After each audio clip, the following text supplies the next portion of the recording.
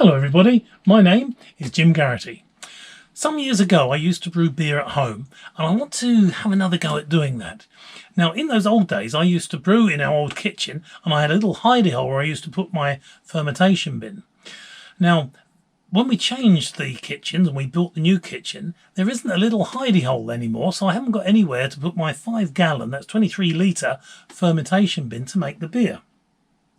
Well, I had a word with Anne, my wife, and after intense negotiations, we've come up with a plan, and I think we've got a way forward. So welcome to this video. It's all about a wooden shelf in a kitchen cupboard. Sounds absolutely fascinating, doesn't it? To brew the beer, once you have your ingredients, you will need a fermentation bin. This is my one. It can contain up to 5 gallons or 23 litres, and you can see it's quite big. From the fermentation bin, your brew can either be transferred to bottles or to a pressure barrel to finish the fermentation. This is my pressure barrel. It can also contain up to 5 gallons of liquid and it's of a similar size to the fermentation bin. These two items are what we need to accommodate to brew the beer. In fact, you only need one of them at any one time actually in the brewery. So the one not in use can be stored elsewhere. So, our new brewery needs to be large enough to contain either the fermentation bin or the pressure barrel. Here you see one end of our kitchen, and this cupboard has been selected as the new brewery. At the moment, Mr. Henry lives here. Poor chap, he doesn't know he's about to be evicted. He'll probably end up on the streets drinking hard liquor and taking drugs. No, don't be silly. We know he's a bit of a sucker, but we'll look after him and find him a new home. This shelf will have to go, and then the cupboard will be large enough to house a fermentation bin or the pressure barrel. We need access into the top of both of these vessels as the brew is fermenting. This will be difficult to achieve inside the cupboard. So what we're going to do is make a pull-out shelf strong enough to hold our brew and have enough travel to give us lots of access to the top. This is going to be our wooden shelf in our kitchen cupboard, the star of this video. So my materials are an offcut of the 17mm plywood. I have two lengths of that, one piece here and another piece at the back. That's going to be long enough to get round the four edges of the shelf. These are the sliders. They have a soft close facility. And then when you get them back to the end, they hit a click and then they auto retract, and that pulls the drawer nicely all the way into the back. Right, well, I've cut the material to size, or at least the centre of the pull-out shelf. That's the size. The frame that's going to go around the outside, I've now routed down through the centre. So that little gully there is where the 17mm plywood will fit into, as you can see just here. Now on the corners, the frame has got to come together here, so I've got to take out a piece of wood along here so this gap disappears and that edge will be flush with that edge. You see me here setting up the router table and testing the cut using an offcut of the frame material. Once I'm happy, I start to machine the two sides of the frame that need to be shaped. There is too much material to be taken off in a single cut, so I make a cut, raise the router bit and cut again. And now the frame has been routed and shaped to fit the shelf itself. Now if I show you the part that we've cut off, I took it through to the maximum depth this way. Once I got that correct, I then started incrementing up until I got to the right height. And now when it goes together, it fits together like that. The two sides are finished, that's that side and that side of the frame. All I've got to do now is cut these off and then screw this all together. I've marked the two frame pieces where they need to be cut. The mighty Festool KS120, it does the rest. The drawer is almost ready for assembly. It's going to be taking a lot of weight, so I'm going to glue and screw the frame into position. I mark out where I want the screws to be placed and then drill and countersink the holes. The screws will be going through the plywood and screwing into the pine frame. Use the vacuum from the dust collector to clear up, and then I place a frame and plywood on the workbench for assembly. Right, I've drilled the 3mm holes in the 17mm plywood. I've put 3 on each side. That's 3 holes that go through, and I've countersunk those holes on this side. Now this is going to be the bottom of the drawer. So once it goes in, all those screws I want flush or slightly sub-flush to the surface, which should happen with the size of countersink I've put in. So all I need to do now is get the glue and then put the clamps on. Once that's done, put the screws in. With the plywood and the pine frame on the workbench, I start to apply the adhesive to the mating surfaces. I spread it out with my finger for good coverage. On with the clamps. Drill pilot holes for the fixing screws. Fit the fixing screws and tighten them with a screwdriver. Last thing is to wipe off any adhesive that has squidged out from the joints. And that's it. The shelf is together. Right, the glue is in. All the screws are now in place around the plywood holding to the frame. The clamps are on. All the excess glue has been wiped off and now it's ready to dry. The screws, which are only 6mm in from the edge, will come quite close to this edge here. And I was a bit worried that they may crack out of the edge here. So what I did was once I drilled the hole in the plywood, biasing the holes towards the outside so they're sloping in this direction. Once it was all put together and held in place by the clamps, I then drilled some 2mm pilot holes and then in with the screws. All working really quite well. It's now the next morning. The glue has dried, at least I hope so, and it's time to unclamp the shelf. Well, it hasn't stuck to the bench, that's one good thing. And it's looking good. It's nice and flat. All glued together. A little bit of sanding now, and that will fit in the cupboard quite nicely. I'm using the Festool RO90 hand sander, and I sand back all the surfaces and round the edges. We have the drawer finished. I have both of the sliders here.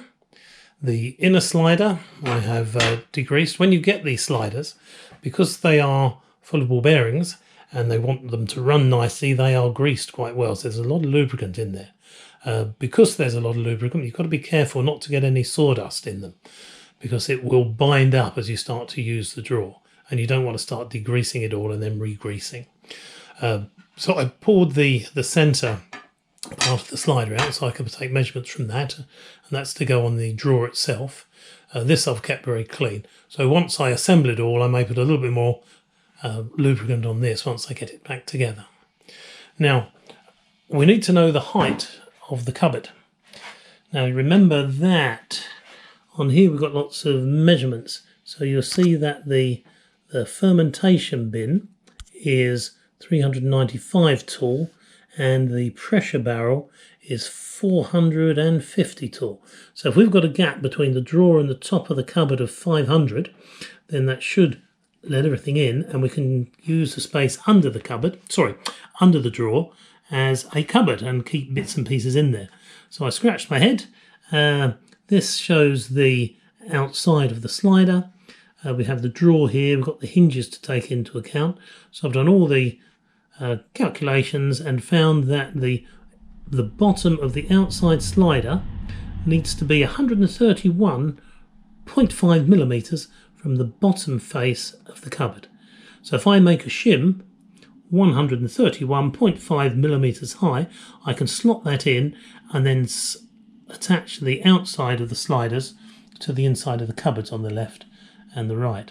Now you may also remember that as the cupboard opens, it has a door on this side which stays proud of the inner face by 9mm. What I decided to do there was use another piece of 17mm plywood, because I've got lots of offcuts of that, and bring that slider in 17mm.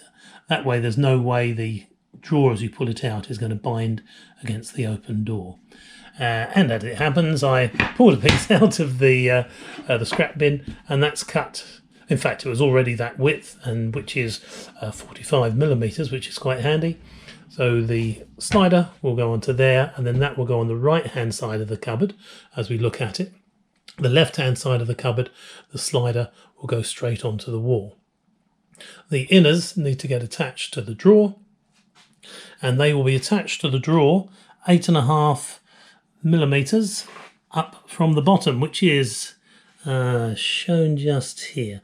So 8.5mm up from the bottom, then the screws will go through the slider and into the 17mm plywood. So all the weight of the brew as it sits on the shelf will go through the screws and halfway into the top. It's all glued together and screwed, so it all should be nice and strong. It's not going to fall off. Right, so that is that. Let's get on with it. Right, here we are inside the cupboard. First thing we need to do is put in our shim, 131.5mm. And the slider, this is the outside slider, will now go on top of here. Now we want the slider to be 10mm from the front face. Now I've taken the centre of the slider out, but that means that the telescopic part with that holds the balls, that won't go back fully because of the mechanism back here, which is the auto close. So although it doesn't go back, we want the outside face of the outside of the slider 10mm back from the front of the cupboard. So bring it there, and now what I'm going to do is with the bradawl make a hole here, and hopefully without falling off in the hole.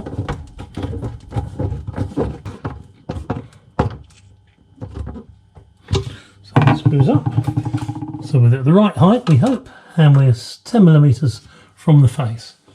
Now I'm going to put another screw in further back. So I'm going to put another one in just here. Make sure we're pushed down at the back, which we are, and screw this screw in. Now that should be in the right position. Remove the shim. Now we've got to do the other side. This is a slider on the right hand side of the cupboard. So this is the one that the shim has to go behind. And you can see the shim is in position. I've lined it up flush along this edge and actually screwed it to the shim. And now what I'm going to do is drill through the shim in 6 positions along here. So where the holes in the outside of the slider, I've marked them, I've gone through with the bradawl, and now I'm going to go through with a 3.5mm drill.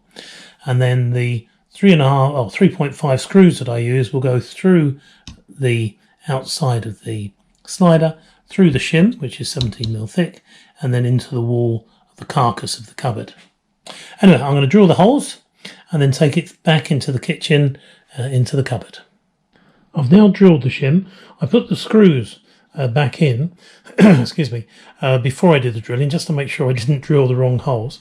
Now they've all been drilled, so there's 1, 2, 3, 4, 5, 6 holes, all 3.5mm in diameter.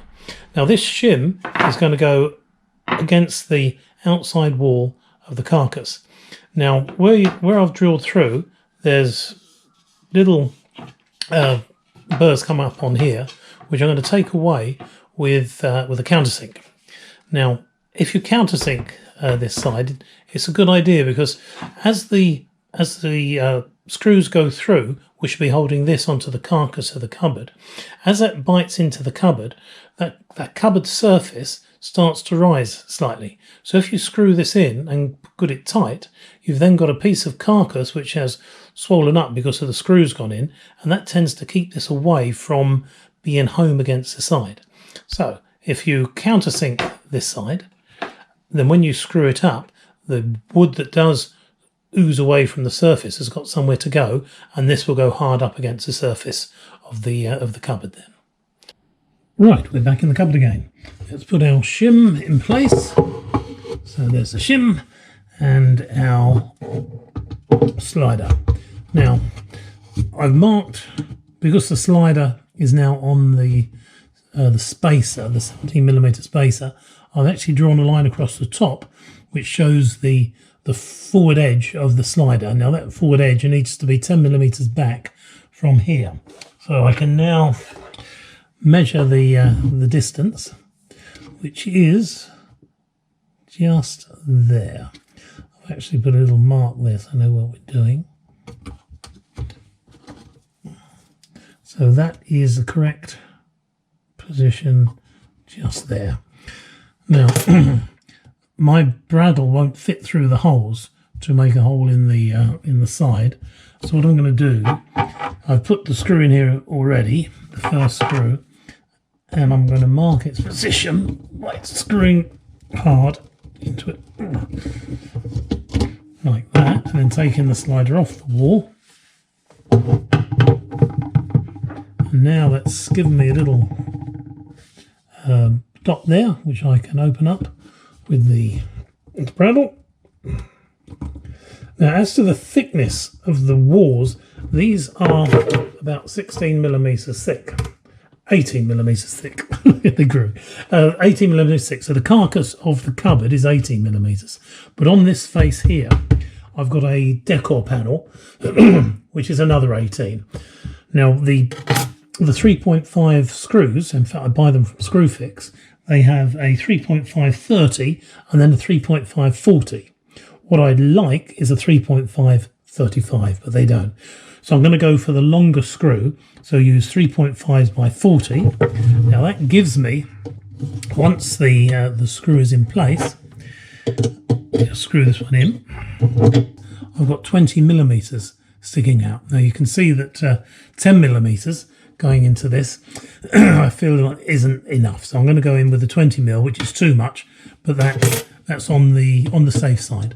We will see how the first one starts to go in. I'm not going to screw this first one in all the way. I just want it started, and I can feel it going into the wood now. And now I'll get another 3.5 by 40. I'll put it right at the rear, just there. Push this in, and there. Right. So I'll take that out, take the one out at the front. And that should have given me a nice spot, which it has, to then bradawl. So I'll push that in there, make the hole a little bit larger, which is done there. Anyway, you get the idea. So what I'll do, I'll run through the rest and then get this slider fitted on the side. To mark the position of the securing holes, I push the screws through the slider and the shim as before, and then with a bit of a push, their sharp points mark their position on the side of the cupboard. I make the dots a little deeper with the bradawl, and then drill a 1.5mm diameter pilot hole in each. Now I can secure the slider with its 17mm shim against the wall of the cupboard. Right, now on to the drawer itself and the two inner sliders. These have got to be screwed on the side, 2 millimeters from the front face of the drawer, the shelf, to the front face of the inner of the slider. The centre line of the holes for the slider is 8.5mm up from the bottom, which put the screws in line with the centre of the plywood. And I'm going to use 30mm screws, 3.5 by 30, right the way through, so they're nice and deep, and that'll support the weight against the side. I mark the centre line of the sliders on the side of the shelf. That line is 8.5mm up from the bottom surface. I hold the slider in place and mark the centre of the securing screws with a bradawl. I drill 5 pilot holes and then using 3.5 by 30mm screws secure the slider in place through the pine frame and into the plywood shelf itself. And now it's time to see if the drawer fits in the cupboard, the first fitting. So here's the drawer. Now we pull the sliders out, get it past the clips. Sides on, that's clipped in, and now we push it to the back and keep pushing until it goes in. Well, it fits.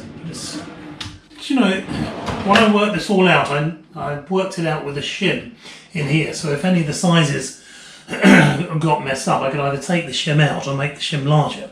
Well, I'll put it together without a shim to see how it is, expecting to be able, expecting to be able to put a shim between this 17mm and the side of the cupboard. But I'm thinking that that's not too bad. Right, let's see what it looks like with the fermentation bin in place. Now, we push that back. And it all fits. We've got plenty of room up here, although this was the smaller of the two. The pressure barrel is slightly higher. So put the pressure barrel in.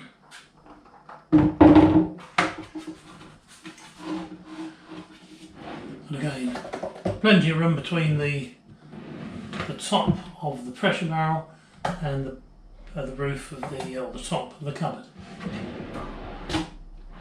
So the last thing is, does the door still fit? One of the nice features about these particular hinges is the doors clip on and off. So when you want to do things like this, you can simply clip the doors off, which means they should just clip back on. One, two, and now the last thing, does it close? Look at that. I think that is a success story. Yes. Well, we know that the shelf fits nicely in the cupboard. We're not going to need to do any more adjustment on this at all. So it's time to give it a quick sanding all over and then go on with the finish. Now, because this is going to get wet with beer and bits and pieces, I'm going to use a yacht varnish. And in fact, I've got the tin of yacht varnish just here. But before we do that, I'm going to give it a sand. I'm going to be using my my Merca hand sander. This is really good. Abranet paper on here, which is that meshy type paper you can see through. You don't have to line up the holes. It fits quite nicely. Thus, the tube is really light. Goes to, I've got an old Makita dust extractor here. Turn that on. This doesn't take that much air, so I can turn the suck down a little. Still takes all the dust away. Not very loud. Sand all this, and then we'll put the varnish on the top. So let's get to that now. The Merca sander is light and manoeuvrable, just the thing for doing this type of job. I sand the surfaces and break the edges using a 120 grit sanding sheet. With the sanding finished, I vacuum the surface to remove the dust. Now on each side of the shelf I fit 2 long wood screws. 2 offcuts are clamped on the workbench, and the shelf can now sit on top of them, held up by the screws in its side. Newspaper will stop the varnish going onto the surface of the workbench. I paint the edges of the shelf first, then the back, and finish with the front. I wrap the brush with cling film. That will stop it drying before I need to paint on the second coat of varnish. It's now the following day. Yesterday we put a coat of varnish on at, when was it, 11 o'clock in the morning, and the second coat went on at 7 o'clock that night, giving it 8 hours between the coats. Dry drumming down just the edge here where the grain has risen on the pine. It's not so bad on the plywood, but the pine you can definitely feel it's quite rough. So what I'm going to try next is some number 1 wire wall. This is medium wire wall.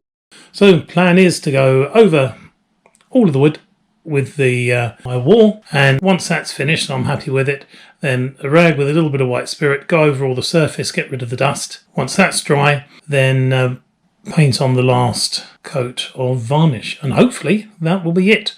And then it'll be assembly once the varnish has gone hard. The wire wool works well. It smooths the surface of the varnish, but it doesn't cut all the way through it. I keep my rubbing in line with the grain. Remove the 4 screws so I can get to the sides. Vacuum the surface to remove the dust, and then replace the newspaper on the workbench. Screw the 4 screws back into the sides and lay the shelf on top of those 2 offcuts. Next, I wipe down the surfaces of the shelf with white spirit. It's now ready for the 3rd and final coat of varnish. I give the varnish a stir, remove the cling film from the brush, and start to paint on the final coat of varnish. The drawer is now finished. It has its 3 coats of varnish on, sealed all over. The runners are screwed on each side. The interior runners are screwed to the drawers with 5 screws down each side. The outside runners are screwed to the carcass of the cupboard with 5 screws down each side. So this project is now at an end. Well, that's it. That wooden shelf is inside the kitchen cupboard. And I told you it was going to be fascinating. Well, I'm going to leave that shelf alone for a week or so. Make sure the varnish is cured properly and nice and hard before I put any weight on it. And then we can see if that cupboard is going to act as a brewery. Well, that's about it. Thanks for watching, everyone. I hope you found the video interesting. Take care, and I'll see you next time.